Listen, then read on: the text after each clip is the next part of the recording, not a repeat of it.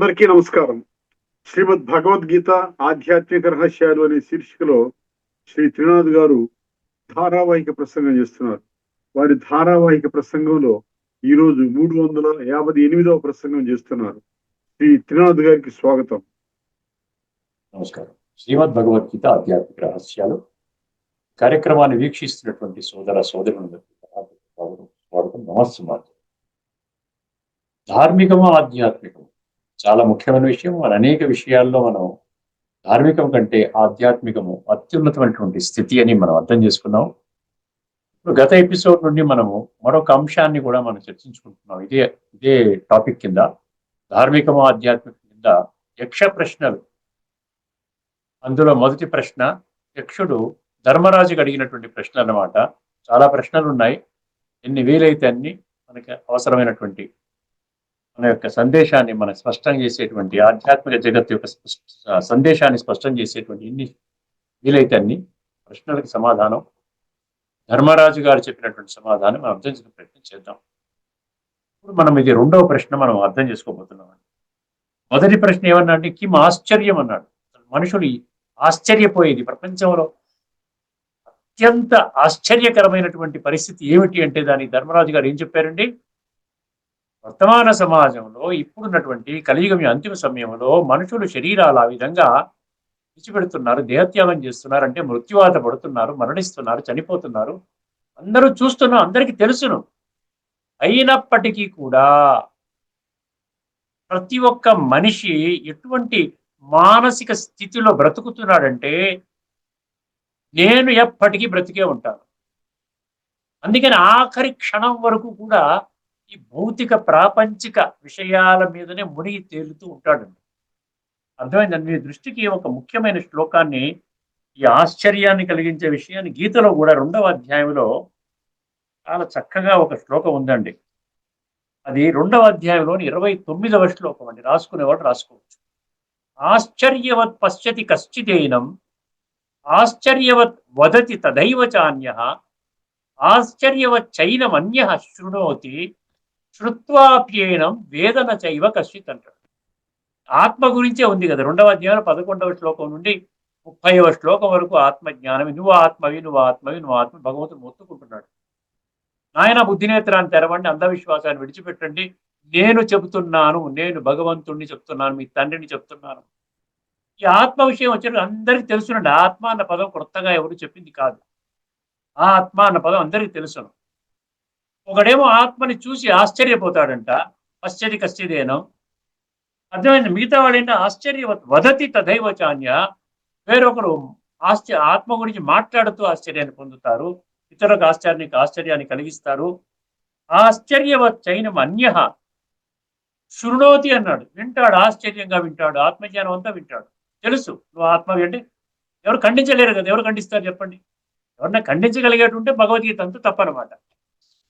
భగవంతుడే తప్పు, ఎవరు ఖండించలేరు. కానీ ఏంటంటాడు? శృత్వాప్యేనం వేదన చైవ కశ్చిత్ అంటాడు. విన్నప్పటికీ కూడా విన్నట్టుగానే బిహేవ్ చేస్తాడు. అర్థమైందండి? ఏమిచ్చాడు చూడండి. ఇది ఒక మహాపురుషుడు మాత్రమే దీనిని ఆశ్చర్యకరమైన దానిగా చూచును, మరి ఒక మహాత్ముడు దీని తత్వమును ఆశ్చర్యకరముగా వర్ణించును, వేరొక పురుషుడు దీన్ని ఆశ్చర్యకరమైన దానిగా వినును. ఆ విన్న వారిలో కూడా కొందరు దీనిని గూర్చి ఏమీ ఎరుగరు. ఇవన్నీ మాత్రమే తెలుసుకుంటారు. గుర్తుపెట్టుకోండి. అంటే నేను ఎందుకు ఈ శ్లోకాన్ని మీకు చెప్తున్నాను అంటే, ఎక్కడ మీరు ఏ శాస్త్రమైనా తిరగేయండి, ఆత్మజ్ఞానమే సంపూర్ణంగా చెప్పడం జరిగింది. ఇప్పుడు 2వ ప్రశ్న ఏంటంటే కిం ఆశ్చర్యం అన్నాడు. మొదటి ప్రశ్న కిం స్వప్నం అన్నాడు. స్వప్నం అంటే ఏమిటి? స్వప్నం అంటే ఏంటంటే కళ. కళ ఏమైనా నిజమా చెప్పండి? అడుక్కునేవాడు కూడా రాజు లాంటి కళ, నేను రాజుగా ఉన్నాను, నా సామ్రాజ్యం ఇది, నేను ఇన్ని రాజ్యాలు విస్తరించుకున్నాను, చక్కగా ఎంజాయ్ చేస్తున్నాను, సింహాసనం మీద కూర్చుని అద్భుతంగా ఉన్నాను. ఒక్కసారి కళ చెదరగానే ఏమవుతుందండి? మళ్ళీ అడుక్కునేవాడు ఆ యొక్క పూరి గుడిసెలో కూర్చుని అరే ఒక్కసారి వచ్చేసారంట. అంటే ఏంటి? కళ అంటే ఏంటి? ఇది అశాశ్వతము. ఎందుకు ధర్మరాజు ఈ విధంగా చెప్తున్నాడు? నాయనా, ఈ ప్రపంచంలో దైహిక భ్రాంతిలో బ్రతికి దైహిక సంబంధాలు, దైహిక వస్తు వైభవాలు, దైహిక సంపద ఇవన్నీ కూర్చొని ఈ విధంగా దానిలోనే జీవితాన్ని గడపండి అంటే ఇది మోహము కూడా ఒక స్వప్నము లాంటిదే అంటున్నాడు. మోహం ఏదైతే దేహ ప్రతి వ్యామోహము, మోహం, అటాచ్మెంట్ అంటారు చూసారా, అది స్వప్నము కంటే ఇంకోటి ఏమి లేదండి. అర్థమైందండి. అందులో ఇక్కడ ఏదో ఒక విషయాన్ని రాసుకున్నాను నేను. ఏమండి, వేదాంతం ఏమి చెబుతుంది? వేదాంతం అంటే ఉపనిషత్తులు. వేదాంతం అంటే వేదాంతం అంటే ఏదో అనుకున్నాను నేను కూడా. వేదాల యొక్క అంతిమ చరణ సారము ఉపనిషత్తులు, దాని యొక్క ఉపనిషత్తుల సారము భగవద్గీత. ఏం చెప్తుందంట? యావత్తు మోహం తావత్తు స్వప్నం అంట. అదేదో సంస్కృత పదం. As long as there is delusion అంటే మోహము, మోహం ఎప్పటికైతే ఉంటుందో life it self is a dream అన్నాడు. మొత్తం ఈ జీవితం అంతా కళ, అంతే కదండి. టెంపరీ అనుకుంటే కళే కదండి. పర్మనెంట్ గా మీరు ఆస్తి సంపాదించుకున్నావు, మొత్తం అని జన్మ జన్మలకి అది ట్రాన్స్ఫర్ అవుతూ వస్తుంది. పర్మనెంట్ గా ఒకసారి చదువుకున్న వాడు మొత్తం కాలచక్రం మొత్తం ఆ చదువుని పెట్టుకుంటాడు. ఈ ఆస్తి అంతా తన కూడా ఉంటుంది, సంబంధాలంతా తన కూడా ఉంటాయి, మొత్తం పదవి ఈ విధంగా కీర్తి ప్రతిష్టలు తన కూడా ఉంటాయి, మొత్తం కాలచక్రం అంతా ఉంటాయి. ఆత్మ అవినాశి కానీ శరీరం అవినాశి కాదు కదా. అందుకని కళతో పోల్చడం జరిగింది. ధర్మరాజు చెప్పిన ఆ సమాధానానికి గంధర్వుడు అంటారు కదా, ఆయన యాక్సెప్ట్ చేశాడు. తర్వాత ఇందులో మరొక విషయం కూడా చెప్పాడు. ఆదిశంకరాచార్య గారు ఏమన్నారు ఈ పంక్తి గురించి? ఏమన్నారంటే, ఇక్కడ యథా స్వప్నే రజతం భవతి అంట. యథా స్వప్నే రజతం భవతి అంటే అద్భుతంగా ఉందండి. కళలో వెండి కనిపించినా అది నిజమైనది కాదు అంట. కళలో వెండి కనిపించినా, బంగారం కనిపించినా, గోల్డ్ బంగార మహల్లోని కూర్చున్న ఉన్నారు, కళ బయటికి రాగానే అది నిజం కాదు కదా అని ఆదిశంకరాచార్యులు గారు ఈ యొక్క స్వప్నం గురించి అంటే అర్థం ఏంటి? ఇప్పుడు ఆత్మ అన్న సంగతి మర్చిపోవడం అండి. బేసికల్ గా ప్రతి ఒక్కరూ మిమ్మల్ని ఎటువంటి దారికి తీసుకుని వెళ్తున్నారు? అర్థమైందండి. ఏ దారికి తీసుకెళ్తున్నారు? నాయన, నీ యొక్క సత్య స్వరూపంలోకి వస్తే ఆత్మ అవినాశి, అది ఎప్పుడు ఉంటుంది, అది కాలచక్రం మొత్తం ఉంటుంది. దాని ఆధారంగా నీ కర్మలు కానీ, నీ సంకల్పాలు కానీ, నీ మాటలు కానీ, అంటే మనస వాచ కర్మణ త్రికరణ శుద్ధిగా నీవు కానీ నడిచినట్లయితే ఆత్మ శుద్ధి అవుతుంది. ఆత్మలో ఉన్న సంస్కారాలు తమో ప్రధానం నుండి సతో ప్రధానంగా తయారవుతాయి. అప్పుడు కాలచక్రం మొత్తం వరకు వస్తుంది నీకు. అది కళ కాదు, అది నిజం. మిగతాదంతా కళ. ఒక్క జన్మ కోసమే మీరు జీవితం త్యాగం పెట్టుకొని, పణంగా పెట్టుకొని, ఏవేవో కోరికలు పెట్టుకుంటూ దానికోసమే జీవితాన్ని త్యాగం చేస్తున్నారు చూసారా, అది కళ అంటున్నాడు ధర్మరాజు గారు చెప్పిన దాన్ని. అదే అన్నమాట విషయం. మోహమే స్వప్నము, జ్ఞానమే మేల్కొలుపు. ఎండింగ్ లో ఇచ్చాడు. మోహమే స్వప్నము, జ్ఞానమే మేల్కొలుపు, పరమాత్మ స్మరణే యథార్థ జాగృతి. అర్థమైందండి. ఇది విషయము. రెండవ ప్రశ్న. మూడవ ప్రశ్న, మరొక ప్రశ్న మనం తదుపరి ఎపిసోడ్లో మనం చర్చించుకుందాం. ఇప్పుడు మనము ఉపనిషత్తుల్లో మరొక ఉపనిషత్తు యొక్క విషయం తీసుకొస్తున్నామండి. ఇది మైత్రాయణి ఉపనిషత్తు. మైత్రాయణి బ్రాకెట్లో మైత్రి అని ఇచ్చాడు, అంటే ఫ్రెండ్ అనమాట. మైత్రాయణి లేక మైత్రి ఉపనిషత్తు. ఇందులో 6వ అధ్యాయం మంత్రము 18 అండి. 6వ అధ్యాయము మంత్రం 18 కాదు, మంత్రము 6. 2వ అధ్యాయం మంత్రం 6. 2వ అధ్యాయం 6, 2.6 అనమాట. గుర్తుపెట్టుకోండి. మైత్రాయణి ఉపనిషత్తులో 2వ అధ్యాయం మంత్రము 6 అండి. చాలా ఈజీగా మీకు అర్థం అవుతుందండి. కేవలం ఆత్మ గురించే ఫోకస్, వేరేది ఏమీ లేదు. ఇప్పటి వరకు మనం 10-12 ఉపనిషత్తుల సారాంశాన్ని చర్చించుకున్నాం. అంతా ఆత్మ గురించే ఉంది. ఇది కూడా అంతే. ఒక్కసారి శ్లోకాన్ని వినండి. మనః ద్వివిధం ప్రోక్తం అన్నాడు. మనః ద్వివిధం ప్రోక్తం, శుద్ధం చ అశుద్ధం చ. ద్వివిధం అంటే 2, మనసు 2 మార్గాలు, ఒకటి శుద్ధం, ఒకటి అశుద్ధం. ఇంకా అర్థం కాని ఏమి లేదు కదా, అందరూ స్పష్టంగానే ఉంది. మనసు ద్వివిధం ప్రోక్తం, శుద్ధం చ అశుద్ధం చ. ఎప్పుడు శుద్ధమవుతుంది, ఎప్పుడు అశుద్ధమవుతుంది? ఆ 3వ పంక్తి 4 పంక్తులు చెప్తున్నారు. అశుద్ధం కామ సంకల్పం. కామము అంటే కామ వికారము, ఇంద్రియ సుఖాలను అనుభవం చేయడానికి ఈ మనసులో ఉత్పన్నమయ్యేటువంటి భౌతిక కోరికలు.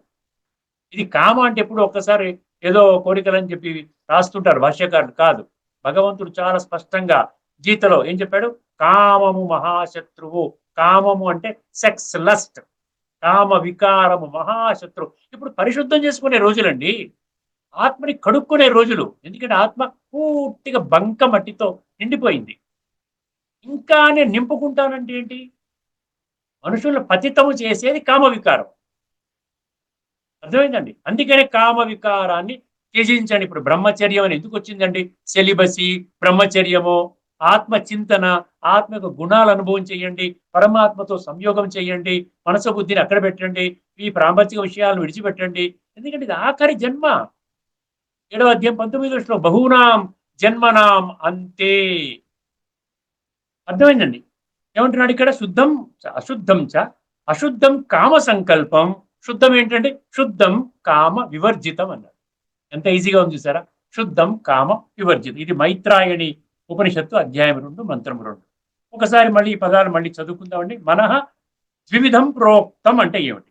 మనస్సు 2 విధములుగా చెప్పబడింది. ఒకటి శుద్ధమైన మనస్సు, మరొకటి అశుద్ధమైన మనస్సు. దాని భావం ఏంటండి?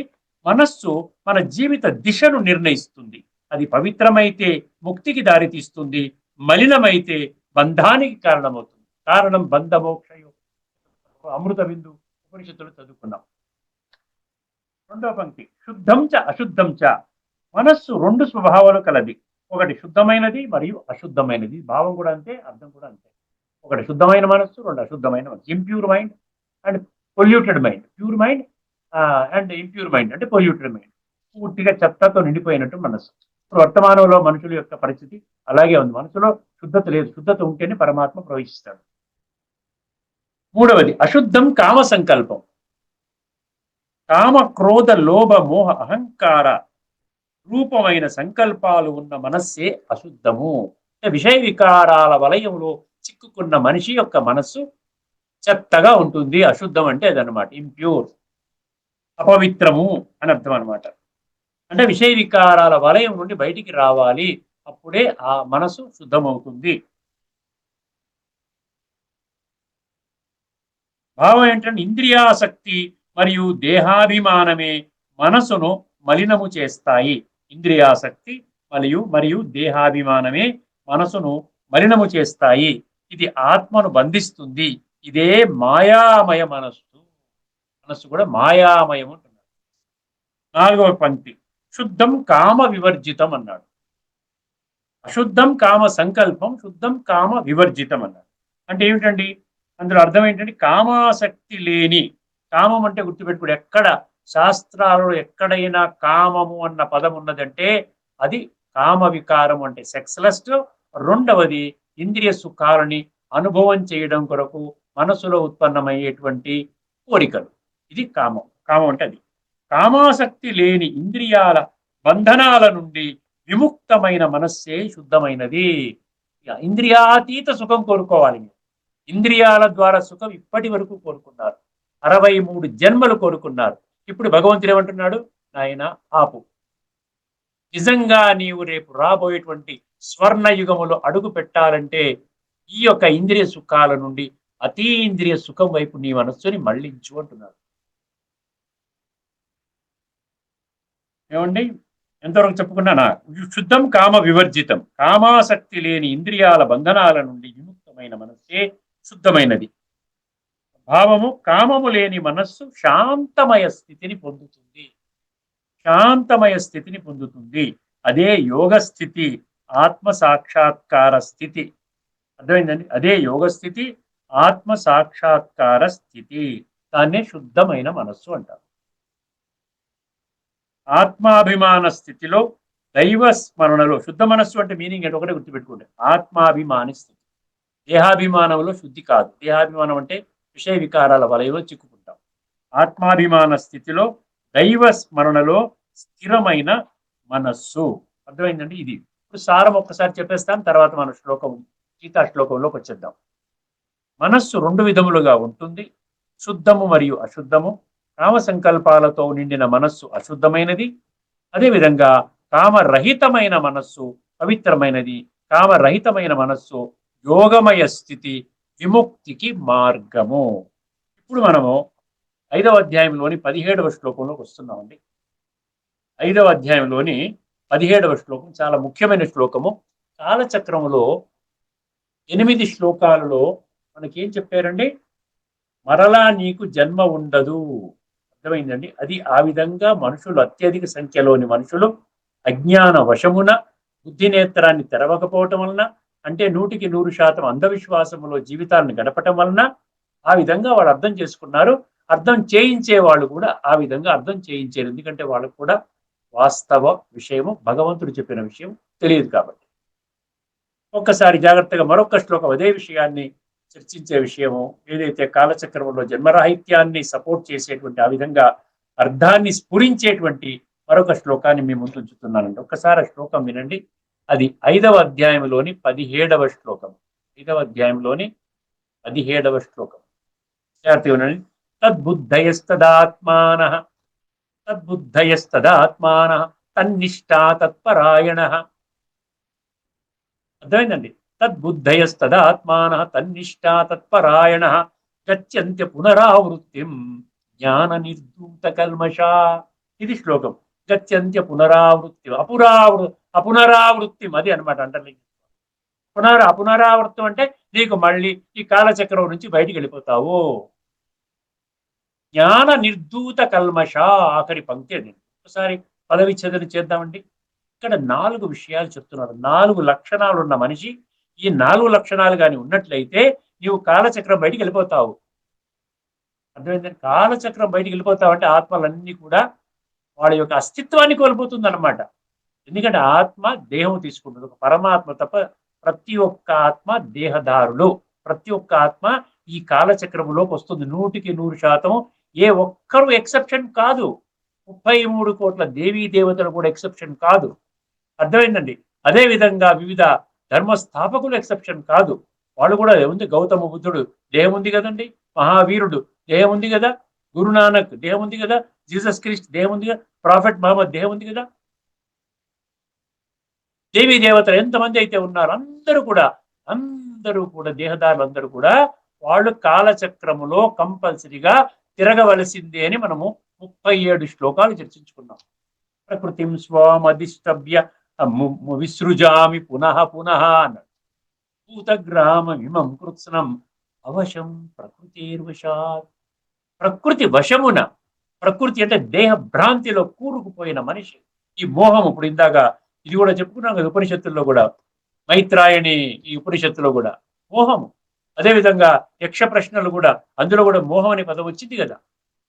ఈ మోహం వల్ల ఏమైపోయాడు మనిషి, ఏమైపోయాడంటే ఆ విధంగా ఈ దైహిక వికారాలు విషయాల ఇక బాడీ కాన్షియస్నెస్ లోకి వచ్చేసాడు అనమాట. అందువలన ఇక్కడ ఏమంటున్నాడు భగవంతుడు, ఏం చెప్తున్నాడు, ఏమంటున్నాడు ఒక్కసారి గమనించి. 4 తద్బుద్ధయ. తత్ అంటే ఎవరండి? తత్ అంటే భగవంతుడు. తత్ అంటే దట్. దట్ అంటే ఆ సుప్రీం, ఆ పరమాత్మ, ఆ ఈశ్వరుడు, ఆ నిరాకారుడు, జ్యోతిస్వరూపుడు, విశ్వాత్మలందరికీ సంబంధించిన వాడు, ఒక ధర్మానికి సంబంధించిన వాడు కాదు, పరమాత్మ. తత్ అంటే అది. తత్తుతో 4 పదాలు వచ్చాయి, 4 వచ్చాయి. తత్ తత్ బుద్ధయ అన్నాడు. తత్ బుద్ధయ అంటే నీ బుద్ధి డైరెక్ట్ గా పరమాత్మ మీద లగ్నం చేసినట్లయితే, నంబర్ 1, నీ బుద్ధి నిరంతరము పరమాత్మ మీదనే లగ్నము చేసినట్లయితే చేసిన స్థితి నంబర్ 1. తద్బుద్ధయ తదాత్మాన.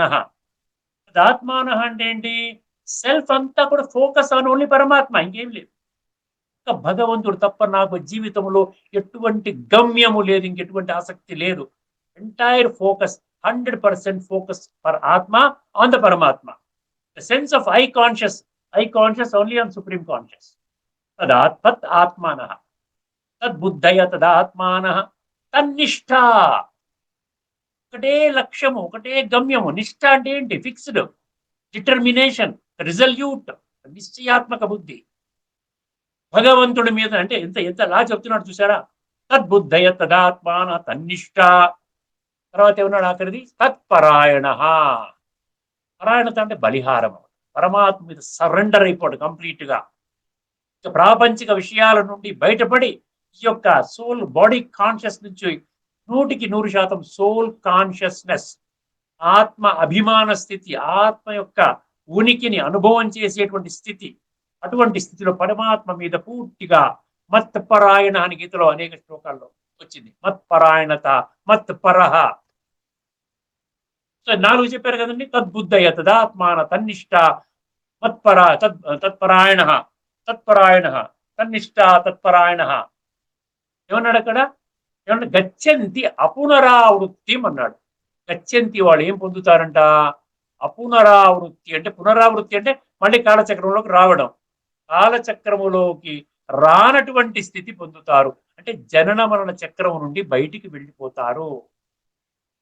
ఎందుకు వెళ్ళిపోతారంటే వాళ్ళు జ్ఞానము ఆధారముగా వాళ్ళు అప్పటి వరకు చేసినటువంటి విషయ వికారాలతో కూడుకున్న లేకుండా ఉంటే పాప నీచ నికృష్ట భ్రష్ట దుష్ట కర్మల ఆధారముగా ఆత్మలో ఉన్నటువంటి కుళ్ళుని జ్ఞానం ఆధారముగా కడుక్కుంటారు కాబట్టి ఇంకా వాళ్ళు ఈ కాలచక్రములోకి రానవసరం లేదు, రారు. ఇది ఆ విధంగా భాష్యకారులు చెప్పినటువంటి భాష్యం అన్నమాట. కానీ భగవంతుడు ఏమంటున్నాడు? ఇప్పుడు నేను ఎన్ని శ్లోకాలలో చెప్పాను, ఆత్మ అవినాశి, వినాశి దేహాన్ని తీసుకొని 84 జన్మలు కాలచక్రములో సత్య త్రేత ద్వాపర కలి ఈ కాలచక్రంలో తిరుగుతుంది. తర్వాత మళ్ళీ కొంచెం రెస్ట్ పీరియడ్ ఉంటుంది, పరంధామానికి వెళుతుంది, రెస్ట్ తీసుకుంటుంది. తర్వాత నూతన కాలచక్రం ప్రారంభమైన వెంటనే తనకున్నటువంటి అప్పటి వరకు చేసిన కర్మల ఆధారంగా పోగు చేసుకున్నటువంటి సంస్కారాల ఆధారంగా ఏమవుతుందండి? సంస్కారాల ఆధారంగా తిరిగి మళ్ళీ జన్మ తీసుకుంటుంది, కాలచక్రములో తీసుకుంటుంది. ఇక్కడ గచ్చంతి అపునరావృత్తి అంటే మళ్ళీ తిరిగి నీవు రావు నాయన. ఎక్కడికి రావు? జ్ఞాన నిర్ధూత కల్మష అన్నాడు కదా, జ్ఞానం ఆధారముగా ఈ కుళ్ళుని కడుక్కున్నవాడు కాబట్టి నువ్వు మళ్ళీ ఆ కుళ్ళు లోకానికి రావు. ఇక్కడ మనం కరెక్ట్ గా తత్వంలోకి వెళితే మళ్ళీ నీవు ఆ కుళ్ళు లోకానికి రావు. అంటే ఇప్పుడు రాబోయేటువంటిది కుళ్ళు లోకము కాదు నాయన, స్వచ్ఛమైనటువంటి లోకం వస్తుంది, స్వర్గము రాబోతున్నది. సత్యయుగం యొక్క గేట్స్ అతి త్వరలోనే తెరవబడుతుంది. ఇది నాకొక్కడికే తెలుసును, కాలచక్రం యొక్క రహస్యం అంతా నాకొక్కడికే తెలుసును, నీకెవరికి తెలియదు. తెలిసిన వాడిని చెప్తున్నాను, కానీ తెలియని వాళ్ళ విషయాలు, తెలియని వాళ్ళు చెప్పిన విషయాన్ని మీరు విశ్వసిస్తున్నారు. సృష్టి యొక్క ఆది మధ్యాంతం యొక్క జ్ఞానము తెలిసిన వాడిని నేను చెప్తున్న విషయాన్ని మీరు సంశయిస్తున్నారు. అర్థమైందండి? అందుకని గీత ఏమంటాడు? అజ్ఞశ్చ అశ్రద్ధదానశ్చ సంశయాత్మ అవినశ్యతి అన్నాడు. నీకు నా పట్ల నేను చెప్పిన మాటల పట్ల నీకు శ్రద్ధ లేకపోయినట్లయితే, అజ్ఞశ్చ అజ్ఞానము కారణముగా నీకు శ్రద్ధ లేనట్లయితే, అజ్ఞశ్చ అశ్రద్ధదానశ్చ అప్పుడు నీకేమొస్తాయి? అన్ని ఇలాంటి డౌట్సే వస్తాయి. నువ్వు దైహిక భ్రాంతిలో ఉన్నావు, బాడీ కాన్షియస్నెస్ లో ఉన్నావు. తర్వాత నీకు బాడీ కాన్షియస్నెస్ లో ఉన్నటువంటి వాళ్ళే చెప్తున్నారు, నాయన నీకేం పర్వాలేదు, నువ్వు భక్తి చేసుకో, ఈ విధంగా నువ్వు తోచినటువంటి విధంగా నడుచుకో, నీకు ఇంకేమీ అవసరం లేదు, నీవు ఈ విధంగా చేసుకుంటూ శరీరం త్యాగం చేసినా నీవు మళ్ళీ జనన మరణ చక్రంలోకి నువ్వు రావు నాయన అంటున్నాడు. అది ఎంతవరకు కరెక్ట్? అందుకని ఇక్కడ ఏమన్నాడు? సంశయాత్మ వినశ్యతి అన్నాడు. అటువంటి వాడు నా అయం లోకో అస్తి న పరో న సుఖం సంశయాత్మన అన్నాడు. అటువంటి వాడంట అజ్ఞానములో భగవంతుడు చెప్పిన మాటలు నిరంతరము కేవలము ఏదో షార్ట్ కట్స్ లో చెప్పినటువంటి మనుషుల మాటలు, గురువులు లేకపోతే సాధువులు సంతులు ఋషులు మునులు అటువంటి వారు చెప్పినటువంటి ఈ భౌతిక తత్వము షార్ట్ కట్స్, ఏదో గురు మంత్రం అని, లేకపోతే ఒక యజ్ఞం చేసుకోండి, ఒక యాగం చేసుకోండి, పలానా తీర్థయాత్ర చేయండి, పలానా ఈ విధంగా డొనేషన్స్ ఇవ్వండి, దాన పుణ్యాలు చేయండి. అర్థమైంది? ఇటువంటి మాటలు చాలా ఈజీగా చేసుకోవచ్చు కదా. ధనమున్న వాడికి సంస్కార పరివర్తన చేసుకోడండి. ధనాన్ని ఇమ్మంటే ఇస్తాను సార్, 1 కోటి రూపాయలు ఇమ్మంటే ఇస్తాను, మందిరం నిర్మాణం చేసుకోండి సార్, లేకపోతే కిరీటం వజ్ర కిరీటం చేయిస్తాను, బ్రహ్మాండంగా ఉంటుంది. అది ఈజీ కదా. సంస్కార పరివర్తన చేసుకోవాలంటే ఆత్మ అనుభవం చేసుకోవాలి, మళ్ళీ పరమాత్మ అనుభవం చేసుకోవాలి. రాజయోగ ప్రక్రియ ద్వారా నిరంతరము, అది నిత్యము నిరంతరము సతతము కనెక్ట్ అవ్వాలి. ఆ విధంగా ఆత్మశుద్ధి జరుగుతుంది. ఆత్మశుద్ధి ఎప్పుడు జరగాలి? ఈ శరీరాన్ని త్యాగం చేసే లోపలే ఆత్మశుద్ధి జరగాలి, లేకపోతే వేస్ట్. అప్పుడు నీవు సత్యయుగంలోకి వెళతావు, నీ కాలచక్రంలో అనేక జన్మలు నీకు బాగుంటుంది. అక్కడ నీకు మళ్ళీ కుళ్ళు లోకానికి వెళ్ళవు. అంటే సత్యయుగము కుళ్ళు లోకము కాదు. నువ్వు పరంధామానికి వెళుతున్నావు, పరంధామం కూడా అక్కడ కుళ్ళు లేదు, అక్కడ దేహమే లేదు కదా. దేహమే లేనప్పుడు కుళ్ళు ఎక్కడ ఉంటుందండి? అంటే ఏం చూసారు? దేహరహిత కంప్లీట్ గా సోల్ స్థితిలోనే నువ్వు అక్కడికి వెళుతున్నావు కూడా. అక్కడ అది కుళ్ళు లోకం కాదు. మళ్ళీ రేపు రాబోయేటువంటి లోకము కూడా కుళ్ళు లోకము కాదు కదా. అందుకని అపునరావృత్తి అంటే మళ్ళీ నీకు ఇంప్యూర్ స్థితి, పునరావృత్తి కాదు. నీవు వెళ్ళేటువంటిది చాలా పుణ్యలోకానికి వెళుతున్నావు, శ్రేష్టమైన లోకము, ఉత్తమ లోకం అంటాడు గీతలో. అర్థమైంది? అటువంటి లోకానికి వెళుతున్నావు, అక్కడికి వెళతావు. కొత్త కాలచక్రం బిగిన్ అవుతే అక్కడికి వెళతావు. అంతవరకు పరంధామంలో రెస్ట్ తీసుకుంటావు. కానీ నీకు మళ్ళీ పుల్లు లోకానికి రావు. అంటే ఆ టెంపరీ పీరియడ్ అనమాట. ఎంతవరకు రాదు? సత్య త్రేతాయుగాలంత వరకు సోల్ కాన్షియస్నెస్ స్టేట్ లో ఉంటావు. కాబట్టి బ్రహ్మాండమైన జీవితం గడుపుతావు. నీ యొక్క ఏమంటారు, నీ యొక్క పురుషార్థం అద్భుతంగా ఉందంటే ద్వాపరంలో కూడా బాగుంటావు. తర్వాత లాస్ట్ లో ఏదో కొన్ని జన్మలో చిన్న చిన్న విషయాలు ఇంకా మిగిలిపోయి ఉంటే మళ్ళీ దేవభ్రాంతిలోకి వచ్చి తప్పుడు పనులు చేస్తావు. కాబట్టి కొన్ని చెడు సంస్కారాలని నీవు మళ్ళీ కలియుగంలో జన్మ తీసుకుని ఆ విధంగా కడుక్కుంటావు. నీవు ఆ విధంగా ఉంటుంది తప్ప పర్మనెంట్ గా జన్మరాహిత్యము, ఈ యొక్క కాలచక్రములో నేను పర్మనెంట్ గా బయటకు వచ్చేస్తాను అన్న మాటల పట్ల దయచేసి మీరు కొంచెము బుద్ధినేత్రాన్ని తెరుచుకొని ఆలోచించండి. అర్థమై 37 శ్లోకాలలో చెప్పాడు ఈ కాలచక్రము ఆగదు అని. అర్థమైందండి? న జాయతే మ్రియతే వా కదాచిత్ నాయం భూత్వా భవితావాన భూయ అజో నిత్య శాశ్వతోయం పురాణం న హన్యతే హన్యమానే శరీరే. శరీరము పోతుంది కానీ ఆత్మ అవినాశి, ఆత్మ ఎప్పటికీ ఉంటుంది. ఆత్మకి పుట్టుక లేదు, గిట్టుక లేదు, చనిపోవడం కూడా లేదు అని భగవంతుడే ఇంత కుండ బద్దలు కొట్టినట్లు పూర్తి అథారిటీతో, ఇంత స్పష్టతతో భగవంతుడు ఈ విధంగా చెప్తున్నప్పుడు మళ్ళీ నీకు జన్మరాహిత్యము, నువ్వు బయటికి వచ్చేస్తావు నాయన అని ఏ ఆధారంగా చెప్తున్నారని చెప్పిన వాళ్ళకి ఆధారాలు చూపించాలి. ప్రతి దానికి ఇక్కడ భగవంతుడు తను చెప్పిన దానికి ఆధారం చూపిస్తున్నాడు. చెప్పిన దానికి చాలా లాజికల్ గా తను తీసుకుని వెళ్తున్నాడు. అంతేగాని అంధవిశ్వాసంలో మీరు నేను చెప్పిన మాట నమ్మండి అని అన్నాడు ఎక్కడైనా?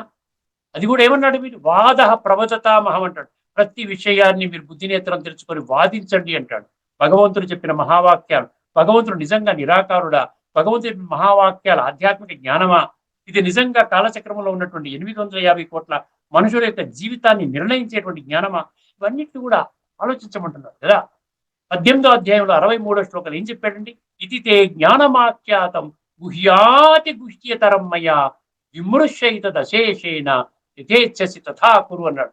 విమర్శనాత్మక దృష్టితో పరిశీలించంటే, విమర్శనాత్మక దృష్టితో నువ్వు పరిశీలించాలంటే బుద్ధినేత్రాన్ని తెరవాలి. అప్పుడు యథేచ్ఛసి తథా కురు అన్నాడు. నీకు ఇష్టం వచ్చినట్టు ఎవరో చెప్పినటువంటి మాట నీ కాలచక్రంలో నువ్వు రావునాయినా, జనన మరణ చక్రం నుంచి బయటకు వచ్చేస్తావు, వారి మాటల ప్రకారంగా వెళ్ళిపోతా. ఆ విధంగా చేసుకోనాయన. కానీ నేను చెప్తున్నాను, నీ తండ్రిని చెప్తున్నాను, ఈ కాలచక్రములో ఖచ్చితముగా నీ యొక్క సంస్కారాల అనుసారంగా నీ పాత్రని నీవు ఆ విధంగా అభినయించవలసిందే అంటున్నారు. ఇది అండి ఈ శ్లోకంలో తత్వం. ఒకసారి భగవద్గీత పుస్తకంలో ఏమిచ్చాడు భగవంతుడు, మన భాష్యకారులు ఏమి రాసుకున్నారో ఒకసారి తెలుసుకుని ఈ విషయాన్ని మనం ముగిద్దాము. 5వ అధ్యాయంలోని 17వ శ్లోకం. ఇంకా ఒక 3-4 శ్లోకాలు ఉంటాయి. అవి చెప్పేస్తే మీకు ఇంకా కొంచెం స్పష్టత కోసం అన్నమాట. ఇవన్నీ చెప్పటం ఏంటి? మీకు ఆ స్పష్టత కోసం. మొత్తం 8 శ్లోకాలేమో జన్మరాహిత్యం గురించి, ఆ విధంగా అపునరావర్తితే నా అనివర్తంతే పునర్జన్మ న విద్యతే, ఇవన్నీ కూడా ఆ విధంగా భాష్యకారులు చెప్పుకున్నారు. అర్థమైందండి? సో ఆ విధంగా ఉన్నది 37 శ్లోకాలు మాత్రము ఖచ్చితంగా కాలచక్రంలో ప్రతి ఒక్క ఆత్మ శరీరాన్ని ధరించి పాత్రని పోషించవలసిందే అని ఆ విధంగా చెప్పడం జరిగింది. తద్బుద్ధయస్తదాత్మాన తన్నిష్టా తత్పరాయణ గచ్చంత్య పునరావృత్తి జ్ఞాన నిర్ధూత కల్మష. ఏమన్నాడు చూడండి? తద్రూపమును పొందిన. ఇందులో అంత క్లారిటీ ఉండదండి. ఇప్పుడు నేను ఏ విధంగా అయితే మీకు విశ్లేషణ చేశానో ప్రతి పదం యొక్క అర్థము, ఆ క్లారిటీ మీకు భాష్యంలో అంత దొరకదు. అందుకనే ముందుకు మీరు ఏం చేయాలి?